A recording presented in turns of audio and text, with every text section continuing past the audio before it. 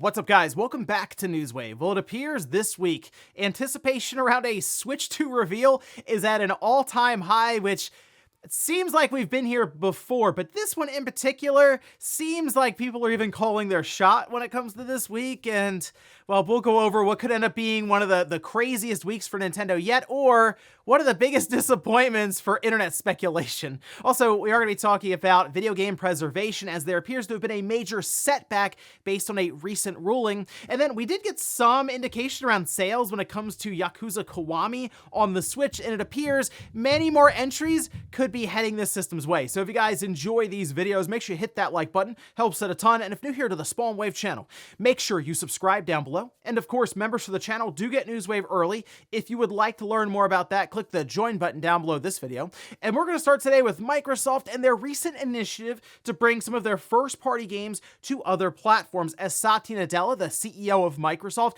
did issue a letter, an annual letter to shareholders, and there's this excerpt here that he had in that letter, where he says, "We brought 4 of our fan-favorite titles to Nintendo Switch and Sony PlayStation for the first time, as we continue to extend our content to new platforms." And that line in particular was making the rounds because it does appear to spell out that Microsoft will continue to move some of their games, first-party-wise, over to other systems. And I mean, we're already seeing this somewhat with Indiana Jones. While that's a licensed game, it was one that was originally exclusive or console exclusive for Microsoft. And yes, they're releasing it on PlayStation. But to me, the biggest question, the biggest factor is, will they ever cross that quote-unquote red line for Gears or for Halo? Halo is the big one, and that's apparently an IP that many are still pointing at as the de facto Xbox if this goes to PlayStation. That feels like it's kind of it for Microsoft when it comes to their first-party exclusive IPs. But still, they have things like Forza, for example. That's a big one that could eventually make the jump and probably make them a ton of money. But really looking at this, yeah, not a shocker. Microsoft is noticing what they're doing currently, making a bunch of money with these game releases on other platforms, so they're going to continue to do it. Also, speaking of Microsoft releases on other platforms, Call of Duty Black Ops 6 did come out just ahead of the weekend, and actually over the last couple of days, we've had some numbers start to come in, mostly from the Steam concurrent player counts, which we did see it peak just over 300,000 players, which the only thing with that is it's hard to tell because that is currently linked to the Call of Duty application, and really it's just a hub to then launch into any of these different games. Or, for example, Warzone, which is still very popular. Even ahead of Black Ops 6 launch, there were like 60,000 or so concurrent players at any given time, just probably playing Warzone or Call of Duty multiplayer. However, once Black Ops 6 launched on Steam, it did jump over 300,000. So, yeah, go figure, Call of Duty still fairly popular. And it also appears this year's campaign and zombies mode is actually very good. I've had a chance to play campaign and multiplayer. It is one of the better Call of Duty releases. Significantly ahead of Modern Warfare 3, by the way, which that campaign was borderline disgraceful. This one is significantly more interesting, I'd say, with some of the set pieces that, yeah, plays out certainly like a Michael Bay film, but it's still a lot of fun, I feel like. It has some very unique moments, I would say, in a Call of Duty game. So definitely worth checking out on Game Pass, and, well, honestly, it might even be worth looking into if you have some friends you could, say, play the multiplayer with after beating the campaign. Oh, and we did get our first gameplay trailer for The Thing Remastered, this coming from Night Dive, which you can see some of it here. This, of course, is from I remember it on the PS2 back in, I think, 2001, 2002 for the third-person survival horror style game. Again, I'm not as familiar with the game itself. Obviously, the movie is a classic, but in this case, it's being brought up to the PlayStation 5, PlayStation 4, Xbox Series, Xbox One, Switch, PC, Steam, GOG, the whole thing there. And that for systems like PS5, PC, Xbox Series, it will be pushed up to 4K, 120 FPS, you'll have achievements, trophies, the whole thing, and looking at the gameplay trailer, it does look like a bit more work than what we usually would see coming out of Night Dive for some of these remasters going into it. So, I mean, for fans of the original game, I know there's not a ton of them, but for fans of it, this looks like an awesome entry, and honestly, I might check it out for kind of the first time. I don't know if I want to go back and try to relive the PS2 version of it. I might just jump into this one when it does release, which we're still waiting for that release date. They still say 2024, and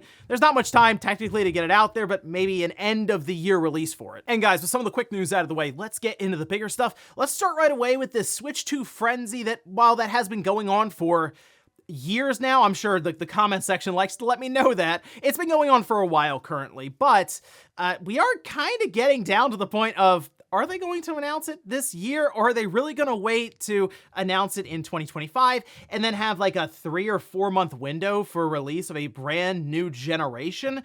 Doesn't seem like a great idea, but I mean, technically Nintendo can do what they want. They just sold a $100 alarm clock, and apparently it's come down to lottery system for it in Japan.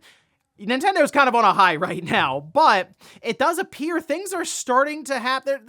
There's some noise being made, I'll say. There's some smoke online around this week in particular, and it's sort of started to pop up online when this happened, which you can see PRO's account, which has been locked down, by the way, and all their stuff was deleted, but apparently they came back and changed a few things up. For example, their profile name is like the sideways eyes, which people are correlating that to what happened with Yuka Replayly, where they had the eyes that went across the platforms and the wish listing, and of course the platform there was the Nintendo logo, and they even still say Nintendo platform. And then there is an Alarmo as the big banner profile image, so you could take that a couple of different ways. One, it could be, oh, it's time for Nintendo to wake up, or I think the better theory here is Alarmo 2 is coming. I mean, we just got the first one. It's doing really well for Nintendo. You got to follow that sequel up, and we'll hear about it maybe next year. Now, obviously this is hinting towards the idea that Nintendo would be making a move in some capacity that's a bit more substantial outside of an alarm clock. But the odd thing is PRO went away after their source was outed, with it being sort of the back end of the eShop as that was being updated with different games ahead of, say, a Nintendo Direct. Once Nintendo closed that off, there really wasn't much for them to be leaking, although they have still done a few things. Like they did leak out the Pirate in Hawaii game with the Like a Dragon spin-off title. So I guess they still have some sourcing here and there, and in this case, seems like they're hinting towards something soon. Now, to compound on top of that, some have mentioned that PH Brazil said they think maybe this week, but that, after checking it out, was much more speculation on their part, educated guessing. I did send a message to PRO, and they're doing the correct thing and not answering back, especially after what happened when they did DM journalists about what was going on there behind the scenes, and images of their DMs showed up online. So, okay, I understand why maybe they're not that interested in talking to anyone, really, when it comes to that process. But now we're to the point where different forums like Famaboards have reached a fever pitch, and we even have one person who has gone, I mentioned people calling their shots. I mean, this is it right here. There's an entire website that's being created and quickly went viral on places like Twitter. This seemed to have been shared by Pablo over on Famaboards, and I'll get into why I think a lot of this is just educated guesswork right now, but this website is counting down to, I assume, when they believe the Switch 2 will be revealed. They are calling for the 29th. So tomorrow, which, hey, I mean, good news here is they're calling an exact day, and it's tomorrow, so it's not going to take long, and I feel like this would be a situation where Nintendo would announce that they are going to announce the Switch 2, probably, I assume, at least 12 hours before. Remember with the original Switch, they gave us about an 11-hour window? Like, hey, we're going to do this thing tomorrow, be there, and then they dropped the Switch trailer. So something similar probably for the Switch 2. Will follow up, but I believe what you're seeing now is a lot of educated guesswork, because this week would be the most logical ahead of their investors' 6-month earnings release. They'll also be doing Q&A, and it's going to be very, very awkward, because I'll say it now, and I feel like it's going to be confirmed next week. I think Switch sales have slowed more than Nintendo's expecting. I think they're going to turn in sales that are even below expectations, and they'll have to lower their forecast even more than people are expecting. So that I believe is a big challenge they have to overcome, and typically they save a lot of their big announcements that could sway investors one way or the other, like the Legend of Zelda movie.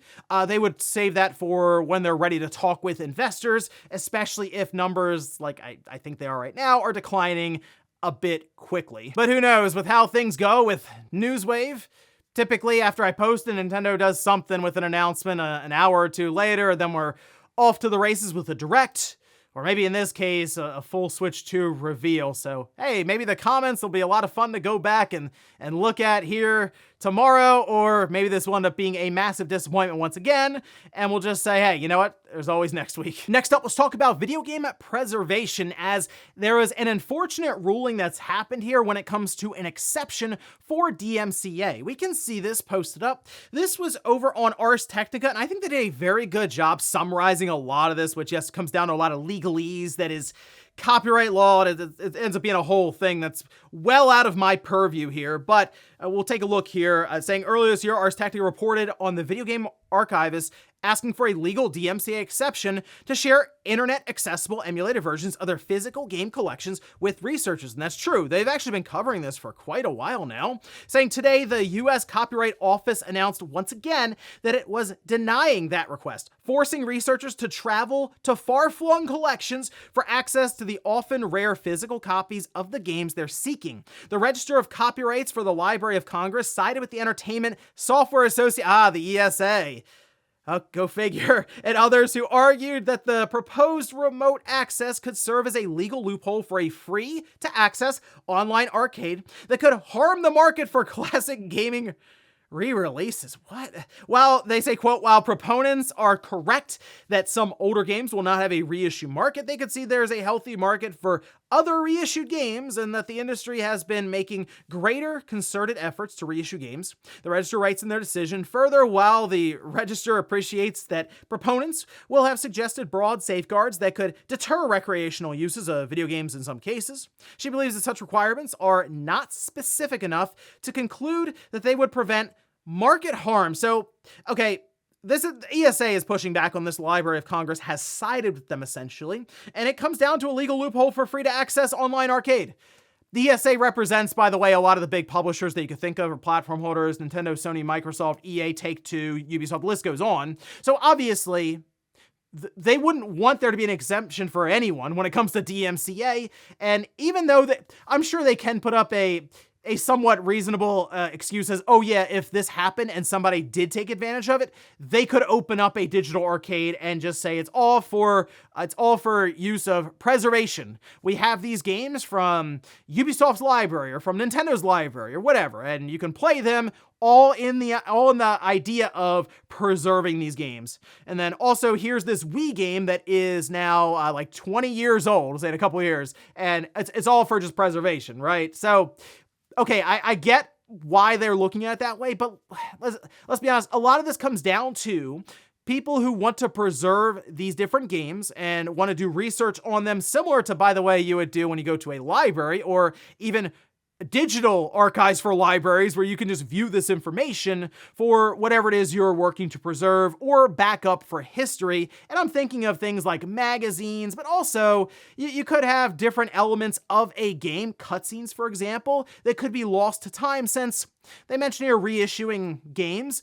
A lot of times when we see remasters or remakes that reissue them, things will be altered anyway. So you just want the clear-cut original release of that game to archive for just overall historical value. But now, because of this ruling, technically it's up to different foundations to, yes, travel to specific locations for collections with, I mean, some items that can be worth thousands, tens of thousands of dollars, might even be one of a kind. And when it comes to the travel, or at times just having to buy the stuff outright or rely on hardware that is becoming more and more scarce over time to get that true original experience, it's just going to become more and more of a challenge over time to continue video game preservation. And that is very difficult the further out we get from even something like the GameCube, Xbox, PS2 era. I think many people forget, I mean, we're like 23, 24 years away from when those systems originally released. It's wild to think it's been that long. That's just kind of where we are now. Backing up and preserving history of games seems less and less interesting to the big publishers.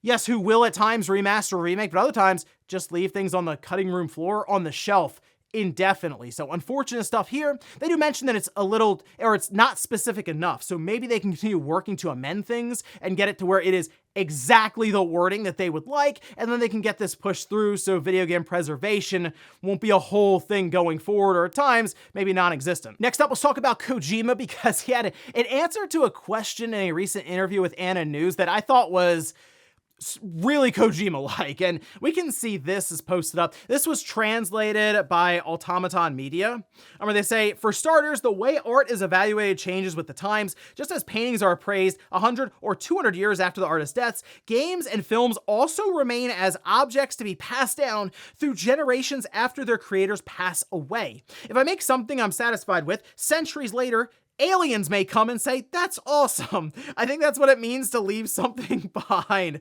Kojima explained. That is definitely Kojima thinking that 100 some odd years from now, aliens will show up and want to play Metal Gear Solid 2, which, hey, Metal Gear Solid 2, it is awesome. So technically that all lines up, but also when it comes to Kojima and we can even say Metal Gear Solid 2, if you play through that game and get towards the end, it is eerily still does apply to this day when you go through and see some of the stuff they're saying there and some of the back and forth. And I know they say it's all based on a work of fiction and it's not necessarily related to real events, but it is striking, is what I'll say there. But then also you look at other things that Kojima's done when it comes to Death Stranding, and that, I mean, in a roundabout way, kind of tells us the tale of like the pandemic and people staying inside and afraid to go outside. And it is wild stuff there, but he is right. Technically, games can also be sort of that snapshot in time, and if done right, can actually still have a significant impact decades later, as we're seeing now from the PS2 generation, but we'll also probably witness, I mean, by the PS7 or PS8, if we're still having consoles at that time, we'll still look back maybe on this time period of the PS4 and be like, man, remember some of those games? And then you go back and play them, you're like, wow, this is still very current and definitely paints a picture for what it was like back then. Also makes me pretty excited, by the way, for his espionage game that he has set up currently with Sony. If this is his mentality now with some of his projects, Death Stranding 2 and then Overdose, that's the one he has with Xbox, who knows what we're in for when he returns to something that is adjacent to Metal Gear Solid. And in our last bit of news, let's talk about Yakuza Kiwami, which did release recently on the Switch. Remember, it only came out as a digital game at $20. So some were wondering, why Yakuza Kiwami? It seems based on what the directors have said. One, that's one, I guess the game that they chose for people to start with, and two, maybe just the porting process was a bit easier to move it over to the Switch. But it appears what I think was kind of an experiment, them testing the water a bit. It's going pretty well. We can see this is posted up. This is from RGG Studio director Masayoshi Yokoyama. Says, first of all, I heard that Kiwami is selling like hotcakes. That's on the Switch. That's good. The executives of the company were predicting the number of units. I missed it by a long shot. I think I looked at it a bit too conservatively. Kato, the marketing manager, guessed it, but it was very exciting. So this is great to see a company understand, I'm going to say this, realistic expectations, because if you're taking Square's advice here and you're trying to mimic them, you should be dumping all over whatever numbers the games did. 10 million copies, missed expectation. No, in this case, I mean, I feel like they looked at Kiwami and they're like, 100,000 copies would be good. And so if it obviously blows past that, they're like, wow, this is selling like hotcakes. Really, to me, this was more of a test for Yakuza if it could actually sell on the Switch, the Like a Dragon series now, really. And after their experiences with the Wii U release, which were terrible, those in Japan specifically, it was a whole thing there. But now the Switch, obviously a much larger audience and one that's more receptive to the Like a Dragon franchise that has grown in popularity, it makes sense why it would be doing well. And it also makes sense why I think they're just going to start moving all of them over. Can they get them on the Switch? Maybe. And in fact, that might not be a bad one for them to have come over as that like end of generation, that cross-gen period ports, which I think there'll be many of those that show up from third parties, but also as different games to launch maybe in that first year of Nintendo's next system that will be more capable and probably able to handle some of those more recent Like a Dragon releases. So yeah, to me, Sega, RGG, I think they are becoming more and more full on board for the Nintendo, and I think you're going to see them start to really move their stuff over here pretty quick. And before we go to the comment of the day, we'll take a look at the poll that I posted up yesterday, where I ask, do you think Nintendo will reveal the Switch 2 this week? 86% say no. There you go. 14%, hey, 14% say yes. I saw a comment here. How many times do you think this poll has been made? On this channel, this one specifically, never. Not this week. I have said some like before the end of the month, for investor. Technically in the last 7 weeks, we haven't had a poll like this at all. So there you go. It hasn't been as frequent as people like to meme and make it out to be, but I do see the fatigue, but also I do wonder if, I mean, we have to be getting to the end of the light at the end of the tunnel here because it's They say it'll be revealed this fiscal year, and that's end of March. I mean, March 2025. I would be shocked if they wait that long, unless they're planning to launch the thing holiday 2025. But hey, we'll see what this week brings us, and hopefully it's not a whole bunch of disappointment once again. And we'll finish up with the comment of the day, as you're seeing here. This is from NPC, who says, replayly is better than remastered. See, I don't know about that. I feel like remastered is a little easier to say. Replayly, I kind of feels like I have to stop for a minute and then say it, like replayly. Whereas remastered, it's remastered just with the R, remastered. I don't think you need to. I feel like these companies are getting a little too creative with remastered. They just don't want to say remastered. They're trying to get cute with it. I don't know. Just say it's remastered. Who cares? I guess marketing wise, it can help, but I don't know if replayly is helping the cause that much for this ukulele remaster remake thing. And ladies and gentlemen, that's going to do it here for Newswave. If you enjoyed this video, guys, hit that like button. If not, hit the dislike. Leave comments down below about everything we talked about here today. If you missed last week's Newswave to close out on Friday, I'll leave it in a card right above me. Or maybe you wanted to see a feature on the PlayStation 3 that's really not talked about much, and it's actually something I had never heard of. I'll leave that in a card right below it. Thanks, guys, for watching, and I'll see you next time.